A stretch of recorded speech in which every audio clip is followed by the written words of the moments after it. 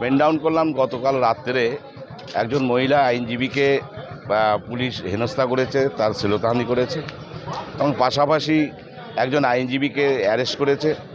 এই ঘৃণ্য চক্রান্তের বিরুদ্ধে আমরা পেন ডাউন করেছি। আমাদের বাড়ি আজকে মিটিং আছে, মিটিংয়ের পরে পরবর্তী সিদ্ধান্ত দেয়। ব্যাপার হচ্ছে আইনজীবীদের একটা কর্মবিরতি ওরা ডাক দিয়েছে, তার কারণ এখানে আইনজীবীরা হেনস্থা হয়েছে। একজন আসামি, তাকে আইনজীবীর শেষতার থেকে নিয়ে যাওয়া হচ্ছে।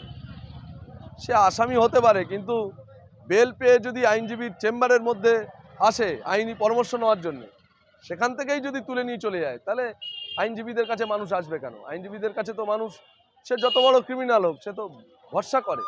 সেখান থেকে তোলাটা ঠিক না। তাকে শোন অ্যারেস্টে প্রেয়ার করতে পারতো পুলিশ, আরও 10টা কেসে নিতে পারতো, কিন্তু এইভাবে নেওয়া যায় না। আর আমাদেরও একজন আইনজীবী ভবসিন্ধু, তাকে হেনস্থা হয়েছে। এরই প্রতিবাদে বসিরহাটের সিভিল কোর্ট এবং ক্রিমিনাল কোর্টের যত আইনজীবী বন্ধুরা রয়েছে